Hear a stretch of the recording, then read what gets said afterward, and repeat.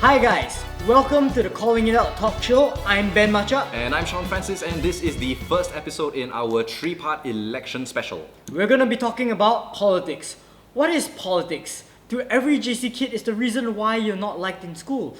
To office workers, it's about getting John to stop eating your fucking sandwich when you write your name in it. It's not for you, John. The sandwich isn't for you. Ben clearly has some experience with people eating his sandwiches, but that's actually a really brilliant definition of what politics is. It affects everyone. We're all in some form of politics. Office, work, social. Yeah, because politics at its most simplest form is just whatever happens when three or more people get together. The political science definition of what politics is by Harold D. Laswell, and he basically says that politics is who gets what, when, and how.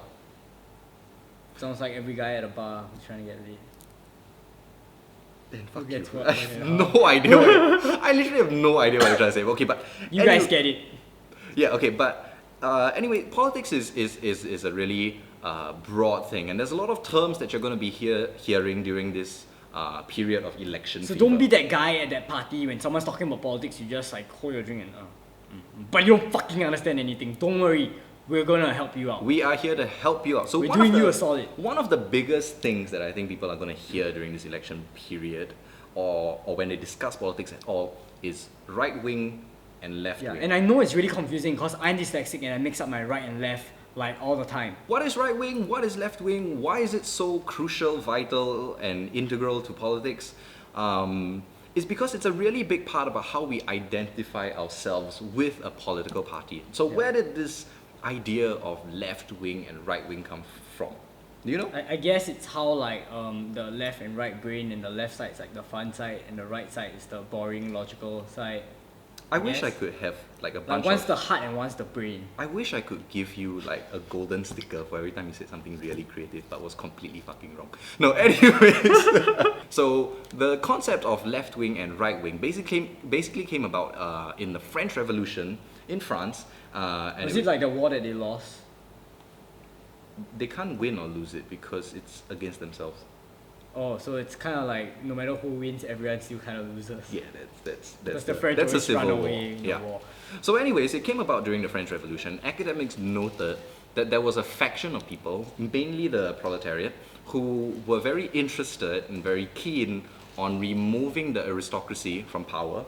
And there was a separate group, the bourgeoisie, who were very keen on keeping the aristocracy in power. So basically, one's more progressive and they want to change things to make things like better. No, maybe not better, but different. And the Yeah. other one wants to keep things the way it is. Yeah, so basically the people who wanted to remove the existing aristocracy Left. became the left, yes, Yes. became known as the left, and the opposite group which wanted to keep them in power became known as the right. So I mean, if you guys don't understand, it's a bit confusing. Basically, left-wing people are usually liberal and they want to change things, be progressive.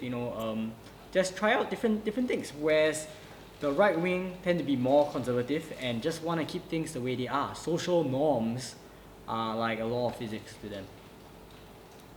But moving along, okay, moving along. Politics and this whole thing about left wing and right wing operates on two levels. So this is where it gets a little bit confusing. Now, the first level that it operates on is the economic level. So the economic level, left wingers basically believe in things like social spending. So this includes things like a minimum wage, things like welfare, high taxes, things like that. Whereas it's the opposite on the right wing. Right wingers believe that there should be a completely free market system, that there should be little government intervention in our economics, and there should be low taxes and low social spending. There's probably some political science student going like, you guys are all wrong, that's more like in-depth stuff. We're not going into the minute details, this is just a general summary. Yeah, I mean, look at the title of the video. It's an idiot's guide to politics. Yeah. Okay, so that's the first scale that it works on, economics. Okay, the second scale it works on is the social scale. So the social scale, left wingers on the social scale, More progressive. And they want to be yes, they're freer more about progressive. things. So this includes things like women's rights, gay rights, Privilege, transgender being rights, things like that. You know what I mean? Things that are progressive, things that are liberal. Whereas on the conservative end, they try to adopt a more family-oriented, a more traditional... Family-oriented. Traditional family, mother, father, child, brother. We're supposed to be an objective news show, you know. Alright, so we've done a whole lot of talking about the politics of left wing and right wing, but what exactly is the political system like in Singapore? Well, I think before you even start talking about that, we need to clear some of the abbreviations, because we always hear like SMC, ERBC, GRC. What do these things mean? Yeah. So the one that you hear being tossed around a lot is the EBRC, Yeah. which stands for Election Boundary Review Committee. These guys basically do modern art. They cut out the Singapore map and I swear it looks like Picasso. Look, Picasso, EBRC. It's uncanny. But it's not just modern art, it also determines which GRC or SMC you are from. So, what is a GRC? A GRC stands for Group Representative Constituency. Basically, it's like a group of people who are going to get into like parliament if they get elected. It's somewhere between 5 to 7. And sometimes it's a little bit unfair. Because let's say if you really like one guy, Yeah. you know, and you hate the rest, it's a little bit hard to make the decision. It's like when you're playing League of Legends, Okay. and like, you know, you're really, really good, you're rank 5, you're freaking awesome, you're getting all the kills, you are carrying the game, and the rest of them are feeders. It's like, that's just unfair, right? Okay, but League of Legends aside, I love League of Legends. I love how you brought League of Legends into it, and that's such an amazing analogy because, yeah, I think there's the immediate problems that we can find with that system in that, you know, it really allows weak, incompetent people to get into office when they really shouldn't be. I think the term for that is riding the coattails. I think. I don't know. The more you know. Your vocab, Yeah. then. Okay, wait, so anyway, SMC. What does SMC stand for? Single Member Constituency. This is basically the total opposite of the GRC, where it's a one-on-one fight. So take me through the election process then. So now that we have all these terms and abbreviations cleared out the way, what is the election process like? You know, how do I get myself elected? Okay, so after they do the whole modern art thing, after the EBRC does their Picasso stuff, okay, after they cut up the election boundaries, they dissolve parliament. Okay. And after they dissolve parliament, that's when you start the campaigning and everything, and later you go on to polling, and you know who's in your new government. Okay, so what happens if, let's say, a political party from a GRC or an SMC wins? When the GRC wins, you straight away get like 7 to 5 people in parliament. Okay. And when the SMC wins, you just get like 1 person into parliament. Alright. One aspect of the political system in Singapore that really doesn't work is gerrymandering. I'm just going to be open and say, yeah, gerrymandering. I mean, look at...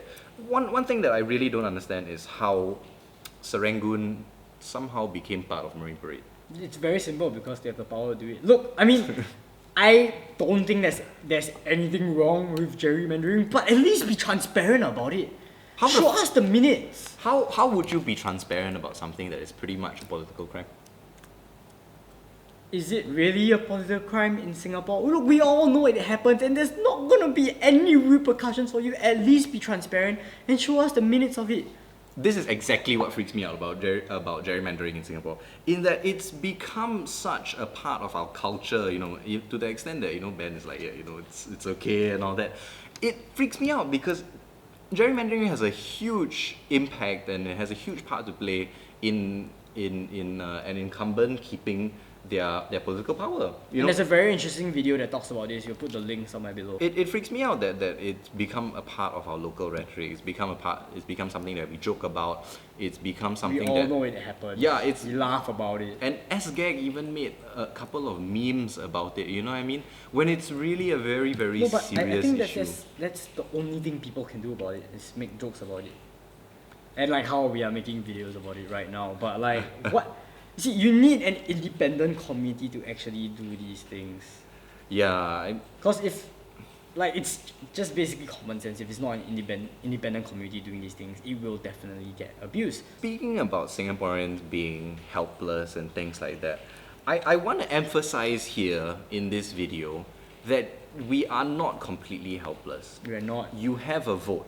Every You have the person, power. every individual has a vote, and that vote is motherfucking important. One man, one vote. Alright, anyways, we've done a whole bunch of talking about what politics is and what the political system in Singapore is like. If you think that we were spot on or if you think that we missed out... You're not cutting me. Okay, but anyway, if you think that we've missed out anything or if you think that we were really, really great in providing an informative video. Please let us know in the comment section below. Remember to like, share, subscribe. If you support us, please check out our Patreon and just send us some cash for funding. Do look forward to part 2 in our election special, which will be coming up next Thursday. And thank you for watching. We'll see you Thanks back for here, watching. same time, same place. Bye.